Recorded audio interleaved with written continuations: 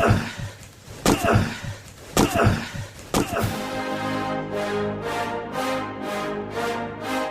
rolls out to the right, pitches off to Taylor, and Taylor's to the 20, down to the 15, down to the 10, 5, 4, 3, 2, 1. Touchdown, Billy Taylor! Touchdown, Billy Taylor! Billy Taylor scored a touchdown from 21 yards out. The crowd goes berserk. It was November 22nd, 1969.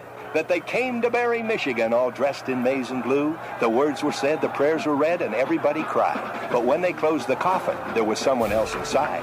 Oh, they came to Barry, Michigan, but Michigan wasn't dead. And when the game was over, it was someone else instead. 11 Michigan Wolverines put on the gloves of gray, and as the organ played the victors, they laid Woody Hayes away. Under center is Wangler at the 45. He goes back. He's looking for a receiver. He throws downfield to Carter.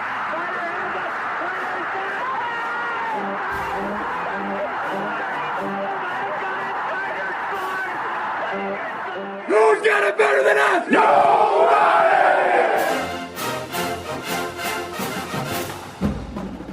Welcome to the Michigan Man Podcast on Wolverine Sports Radio, a member of the V Sporto Network, and in partnership with SB Nation's Maize and Brew, for Wolverine fans from coast to coast.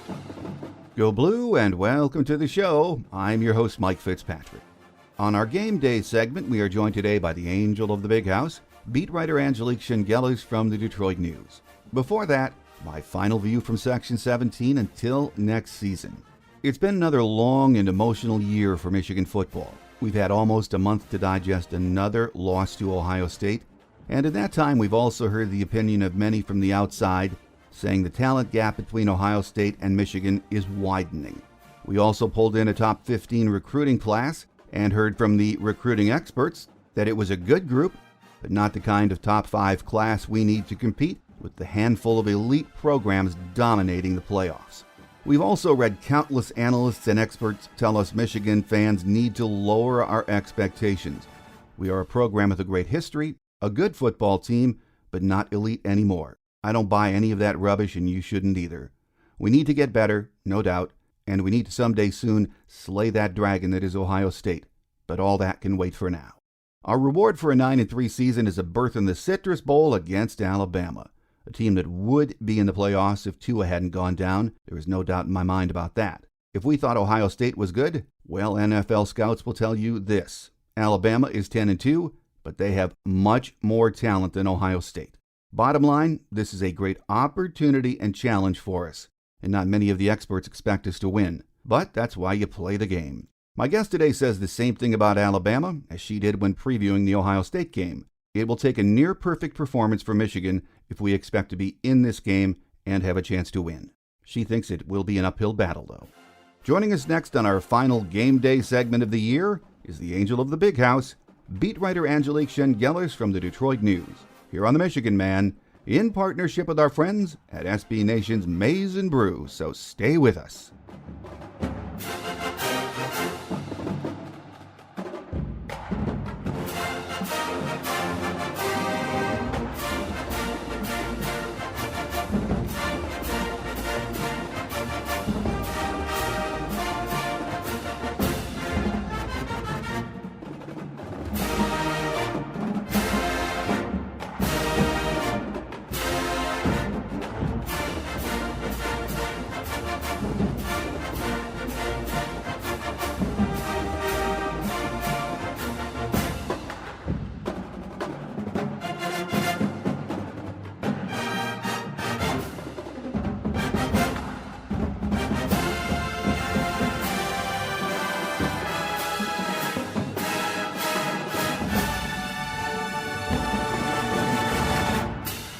Back with us as we preview the bowl game. He just talks of Michigan football in general. He's a beat writer, Angelique Chengelis from the Detroit News. Once again, great to have you back, Angelique. Oh, Mike, I'm so happy to be back. Last time we talked was before the Ohio State game, and that obviously didn't go well. So now we're going to talk about the bowl game, and we'll see where that goes. Well, you're right. It did not go well at all, and here we are. And considering how the season ended with that game, a beatdown at home to Ohio State, Michigan could not have asked for a better bowl bid, could they? Oh, I really did think, I really thought they'd end up perhaps in the Holiday Bowl. I know that was one of the bowls being discussed, and maybe the Gator Bowl. And this is a dynamite spot for them. I mean, the Citrus Bowl, yeah, Orlando, they've been there a million times, but at least they're not playing Florida again.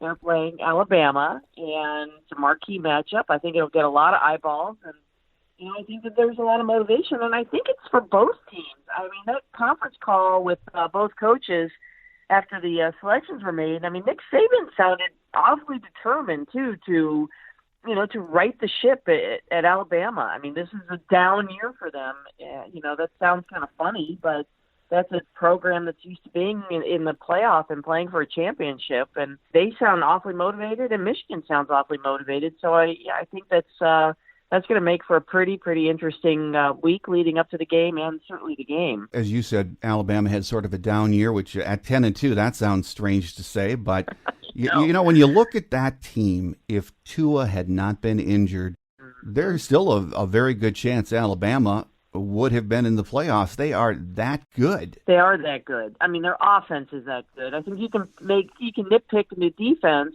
The Alabama defense might, but that offense, I mean, they're explosive. They've got great receivers, three probable first-round picks, and Tua is just extremely efficient. He was, I think, fourth in passing yards at the time of his injury, which was late in the season.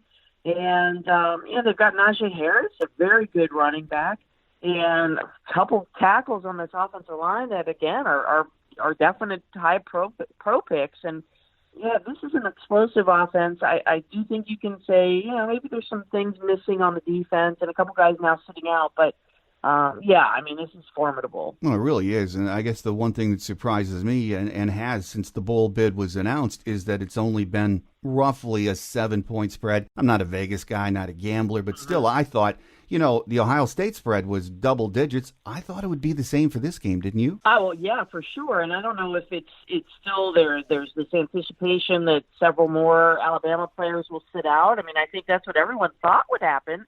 This is a program that's not used to playing in something other than a playoff. And, maybe they'll do what a lot of other teams do and have players decide to sit and not play like Michigan did last year before the Peach Bowl with 4 starters opting to sit out. And, I so far I've been sort of surprised. I thought there would be more too from Alabama, and that's not the case. So I imagine that's why the line was set so low. I mean, I think we're in agreement there, and so I'll be curious to see if it moves. But because I'm not a Vegas person either, and so I when people talk about movement and the money's here and there, I always get a little confused. I'm like, oh, okay, but I am a little surprised by the lack of players that from Alabama who said they're sitting out, and I think that's affecting and could affect the line going forward here before the game. Yeah, there's only been 2 players, I believe, from Alabama say they are not going to play, and their daily reports from practice, they're making a point that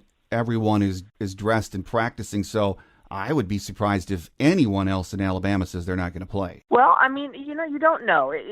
As the days get closer to the bowl game, and maybe these guys are like, well, okay, I am going to sit, but I want to keep working out with the team, and I want to stay in shape.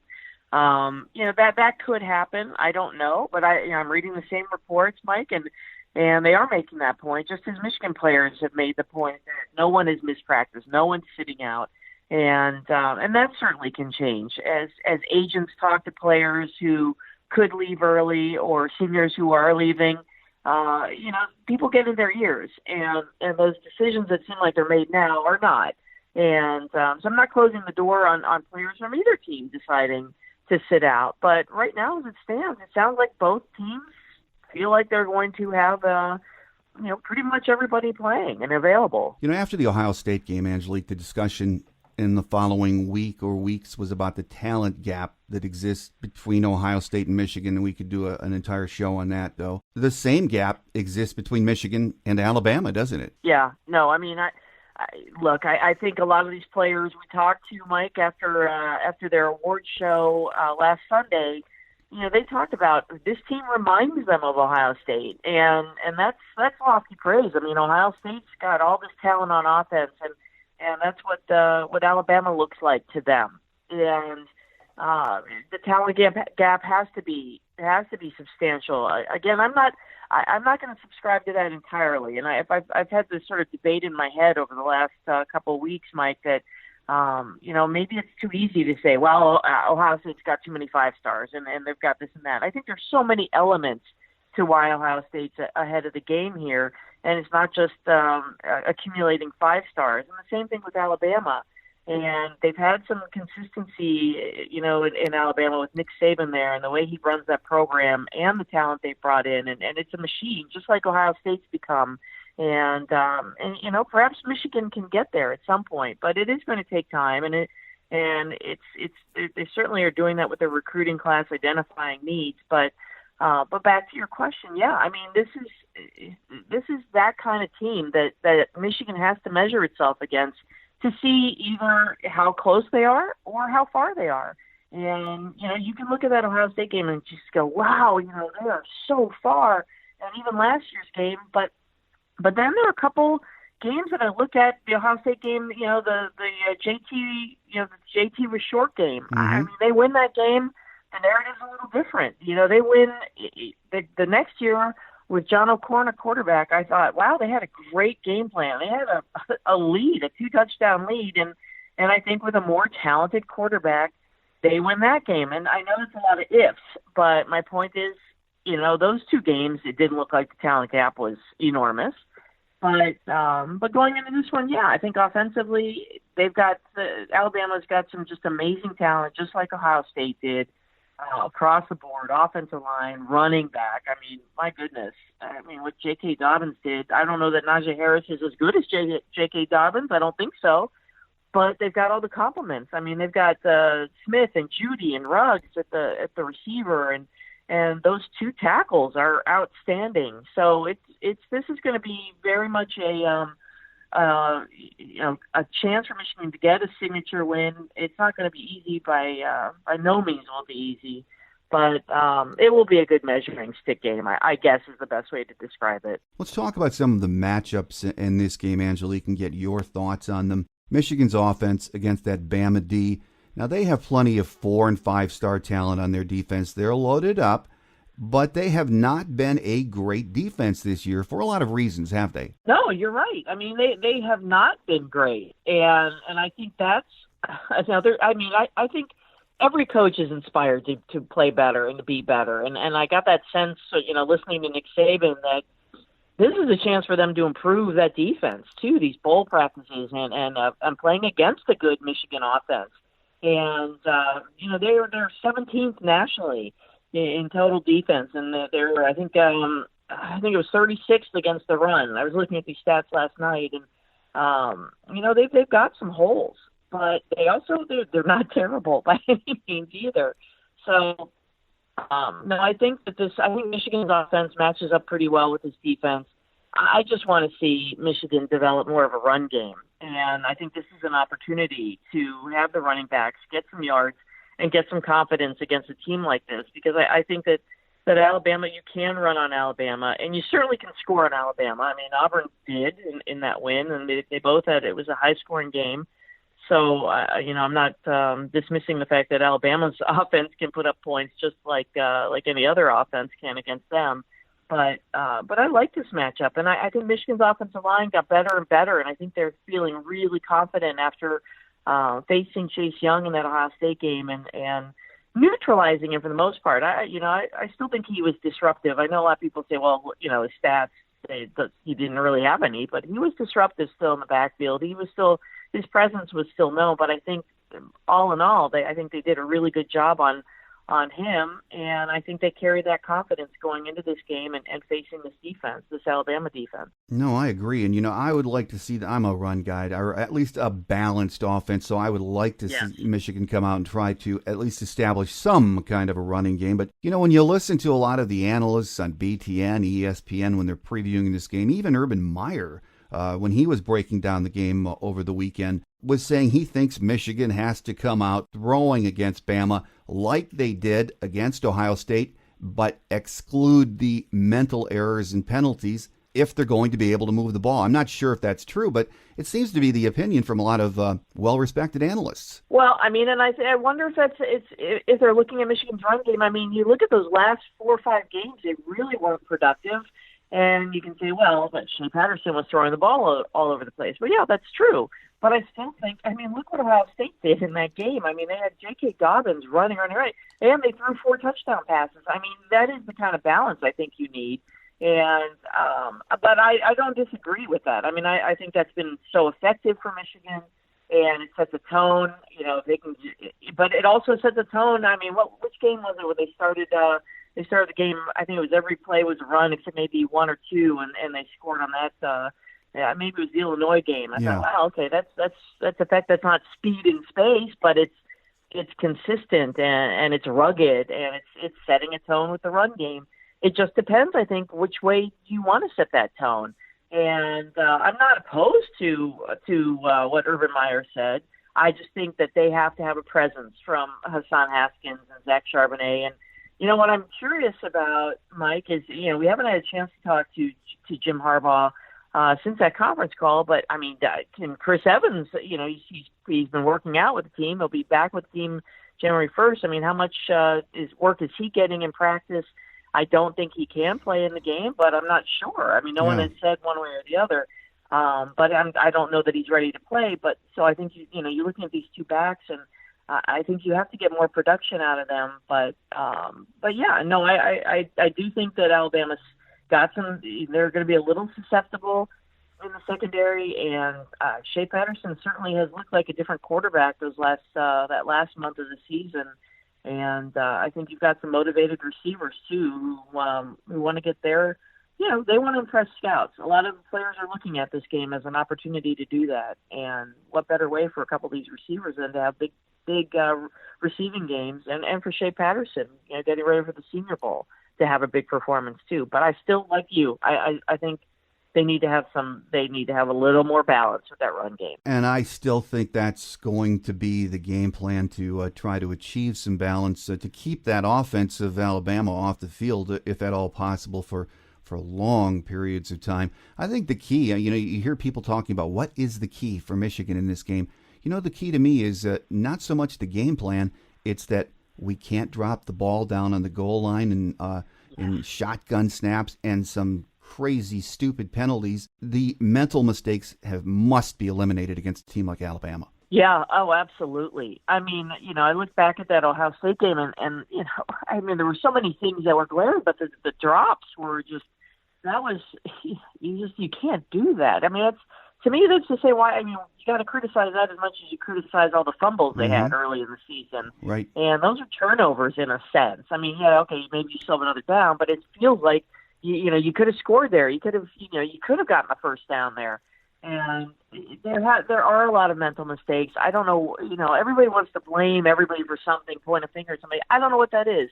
You hear the players, the coaches after the game, and the players saying it's execution. And well, yeah, it is. But, I mean, that has to be coached too. And, there has to be this constant reminder, you've got to hang on to the ball. You can't have any mental errors. You can't have any stupid penalties, as you mentioned. And, there's a lot to think about. And I'm not suggesting they overthink it, but those were glaring in that game. And it's been something that I think is not just that game. I mean, it wasn't just, and they haven't been immune to these kind of errors all season. So I think this is a game where, they talk about hitting the reset button and rewriting the script for this past season while setting up for the 2020 season. Well, what better way than to show that you've cleaned up these errors?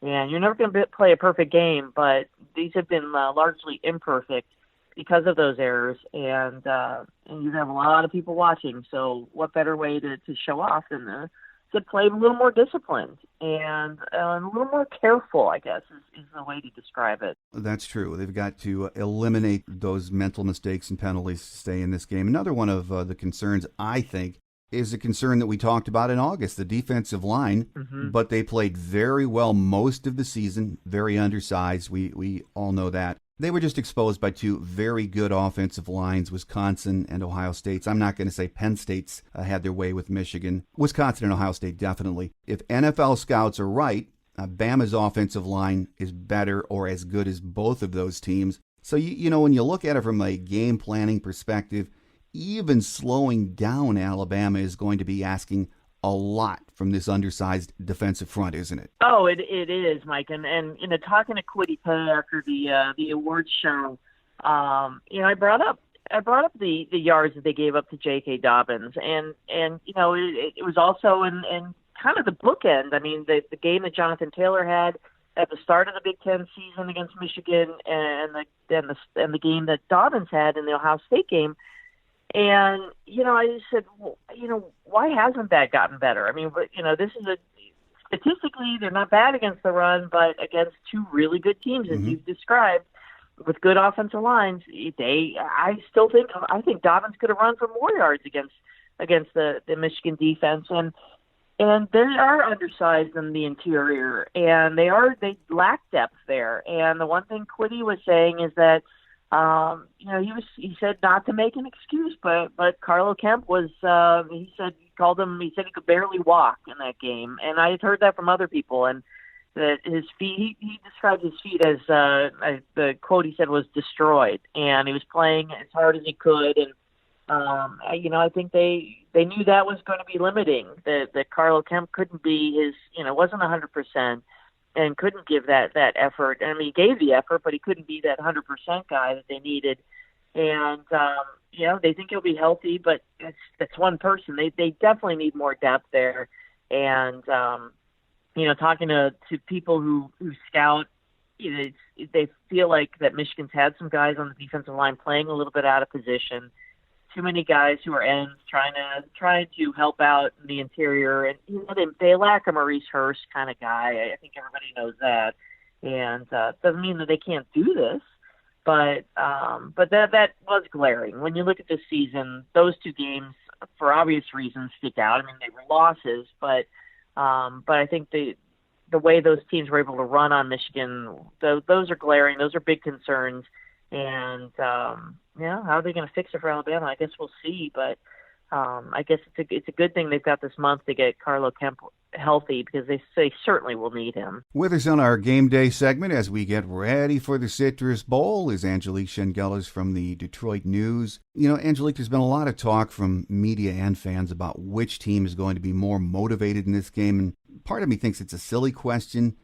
Even insulting to the players, because I think it's Alabama, it's Michigan, it's Nick Saban, it's Jim Harbaugh. The expectation is you come out and play. And if you can't get motivated for this kind of a game, that would be pretty sad, wouldn't it? Oh, absolutely. And, I would argue that you've got to be motivated for every game, even if it's against, whatever team, that anybody has on the schedule. I mean, that's why you don't have that many games in a season, so you got to be motivated. But yes, I mean, this takes it up a notch, and of course they're going to be motivated. And I don't think you have to manufacture motivation. I don't think you have to sit there and say, "Okay, guys, we got to get this 10th win." Okay, they know that. I mean, that is a benchmark for the program, but it's not just about that. It's about finding some pride and rebounding after a very difficult loss against Ohio State. And rebounding from a season that didn't live up to their expectations or anybody else's expectations, really, when you look at those preseason prognostications. And this is going to be the team to beat in the East, blah, blah, blah. And, they are playing a team that catches their attention. And I think that is something that players talked about, that last year, coming off of that big loss in Columbus, playing, in the Peach Bowl, it wasn't really against the same team, wasn't really that exciting to anybody. And that's disappointing to hear, I'm sure, and perhaps why some of those guys did decide to sit. But it's definitely a different take this year, at least from the Michigan side. Again, I'm just reading the same things from Alabama that you are, Mike, but I think talking to these players, they do – they do sound like this is a team that's got their attention, and they know what it can do for them too, as individuals, not to mention the team. And I think that's all very extremely motivating for Michigan. And they know that this is a New Year's Day game, and they know that people are going to be watching. It's not the playoff, but it is Alabama. It's on New Year's Day, and it's going to attract so much attention. And there's so many reasons to be motivated, and I'm sure Jim Harbaugh is mentioning that to them every single day when they practice. Well, we can throw out the cliches when it comes to a game like this between two blue bloods. Anything can happen on any given day. Anyone can get beat. But in reality, especially given the way Michigan played against Ohio State, it is hard to imagine any scenario, for me anyway, that has Michigan winning this game. And I even hate to say that. Bama is just such a talented team, Angelique, that they really have to help in this too, I think. Oh, absolutely. I mean, I'm totally with you. And, they've got a coach who's won national championships. And let's not forget that he coached at Michigan State. I'm sure there's some lingering issues there. I mean, I remember when he got the job at LSU, I went down, they sent me down there to do a story, and one of the first things he said was it was always Michigan this, Michigan that when he was at Michigan State. And I'm not sure that's something that he carries with him now, but I'm sure it's like he's thought about it. Nick Saban has. And he's had some issues. He had some real issues with Harbaugh, a few years ago with the satellite camps and what Harbaugh was doing with that, going to IMG Academy. And I think that they obviously respect each other, but I mean, you couldn't face the more ultimate competitor as a coach than Nick Saban in my mind. So I think this guy has lots of motivations to have his team play well, and not to beat Jim Harbaugh. I'm not saying that, but I would think that that's an underlying motivation for him. But he knows that this was a disappointing season. A 10-2 season was disappointing for Alabama, and I laugh because it's just 2 losses doesn't seem like a horrendous production, but No. for them it is. And this team's going to be supremely motivated. We'll see how many, if there are other players who sit, and maybe that makes a difference. But right now, on paper, I agree with you, Mike. I don't know how Michigan beats Alabama unless they have their kind of fumbleitis game like Michigan had early in the season, and gives Michigan opportunities with turnovers and mistakes. But I don't think you see a lot of that from Nick Saban coach teams. No, and I think the atmosphere for Michigan fans since the Ohio State game, the emails that I've been getting, the conversations that I've been having with Michigan fans, is a lot of them are hoping it's just a competitive game, that we don't get blown out like the Ohio State game. And to me, that's there just seems to be a lack of excitement from a lot of the fan base.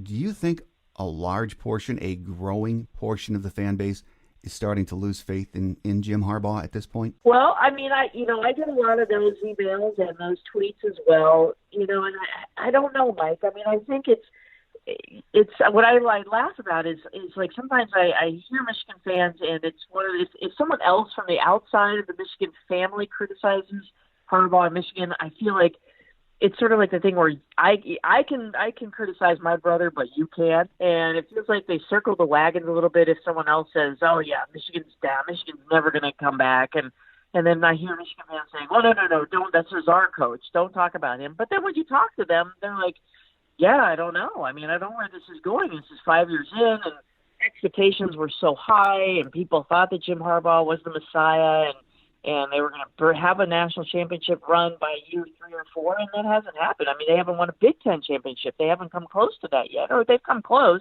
but they haven't achieved it. And there is growing frustration, but I don't see Jim Harbaugh going anywhere.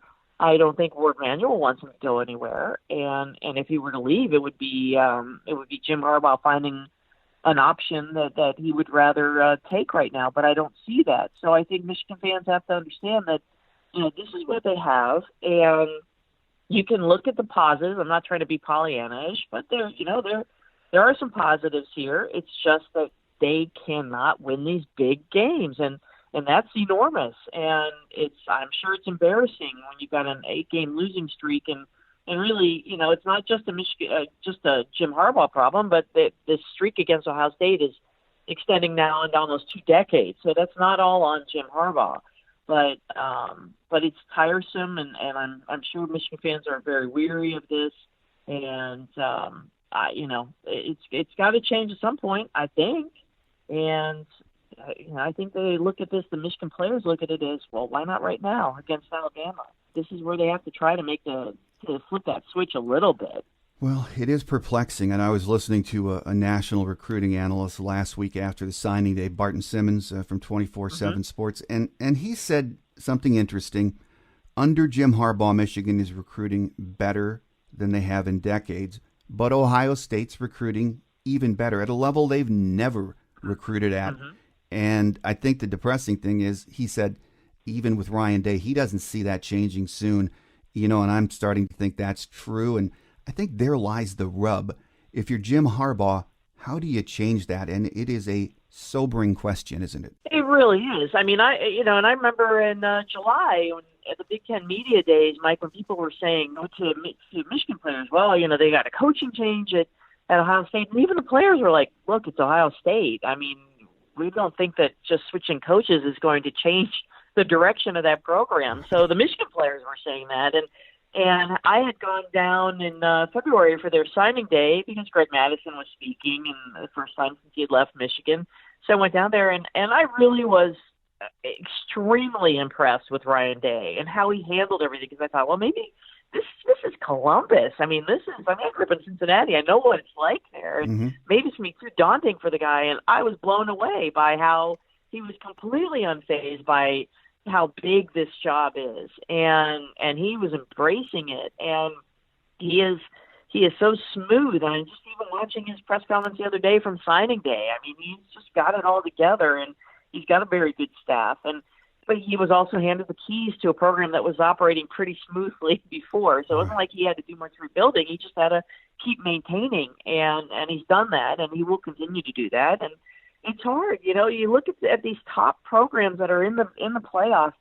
They have something established now. They've got a machine. They've got it. It's oiled, and you just got to keep adding that oil. And is that going to be insurmountable for Michigan to break into that group? I don't think so. I really don't. And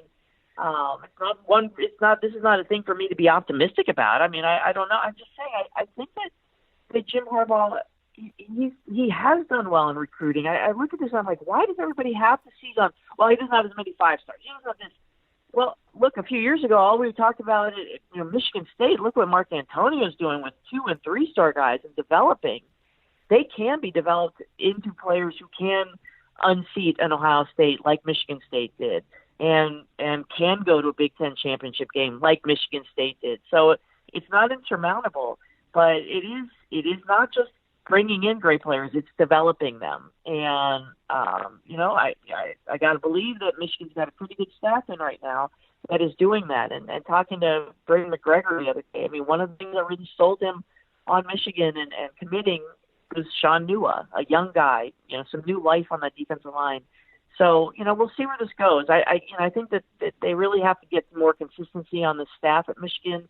Not so much turnover, guys leaving every year. It seems like every year there's a big departure, and I think they need some consistency. I mean, Saban's obviously had a lot of departures on his staff, and they've maintained consistency. But I just don't think it's going to be impossible for Michigan to break in, but it's certainly not going to be easy. No. And Ohio State's just got the upper hand right now, and I'm not sure how. I don't see them losing that either. So it's going to take some doing by Michigan. But I'm rambling there. But I'm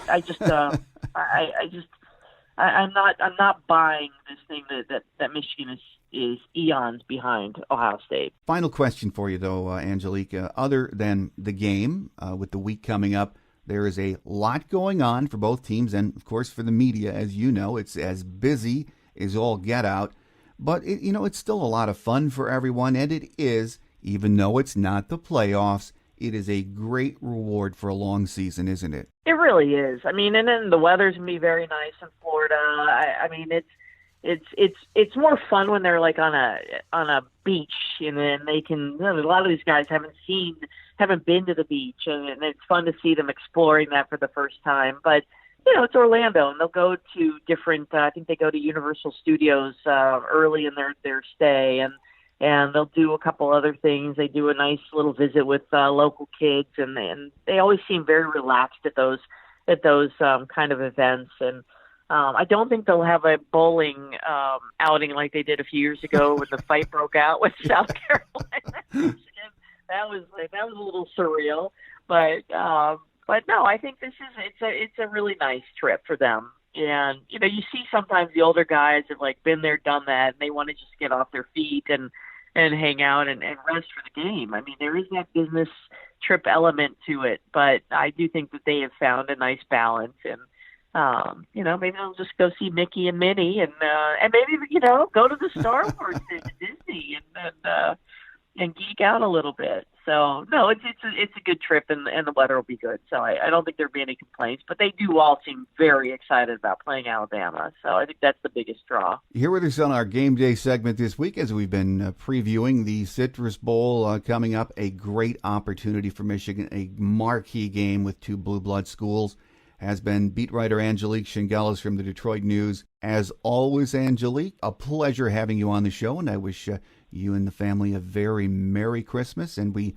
look forward to the next visit, hopefully sometime soon. Well, Merry Christmas, Mike. Thank you so much for having me on, and I guess I'll talk to you in 2020. The season has gone by fast. I think for those of us around it, as you know, it seems like it never really ends, even though the calendar will roll the day of the bowl game. But as always, we're so happy to have you on the show. You're gracious with your time, and our listeners love to hear from you. So, again, we look forward to that next visit. I look forward to it. Thanks so much. Merry Christmas. I hope you get something a little better than coal. I know that's usually what you get, Mike, but, maybe Santa will be nicer to you this year. Kidding. You do a wonderful job, and I'm sure that Santa will reward you accordingly. I'm hoping so. Thank you, Angelique. Quick Hits is next as we wrap it up for another week here on The Michigan Man on Wolverine Sports Radio, a member of the V Sporto Network, and in partnership with SB Nation's Maize and Brew.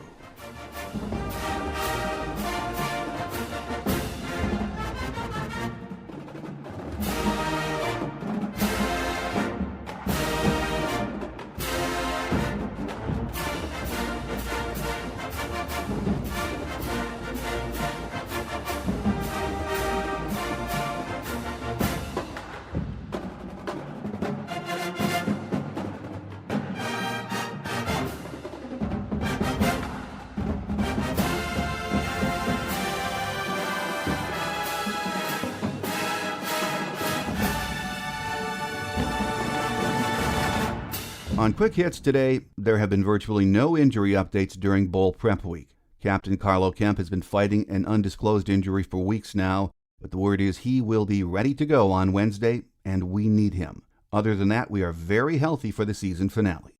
Good news yesterday when Kwity Paye announced he would be returning next season. Most NFL types say he is more than ready for Sundays, but he wants to come back and enjoy college life for one more year. He also wants his degree, so great news. On Monday, we'll have our final visitors segment of the season. Our guest will be the radio play-by-play voice of Alabama football, Eli Gold. Eli has been the voice of the Crimson Tide for 31 years, so make sure you join us on Monday for that. That will do it for today's show. I'm your host, Mike Fitzpatrick. Have a great Wolverine weekend, everyone. Until Monday, take care, and as always, go Blue.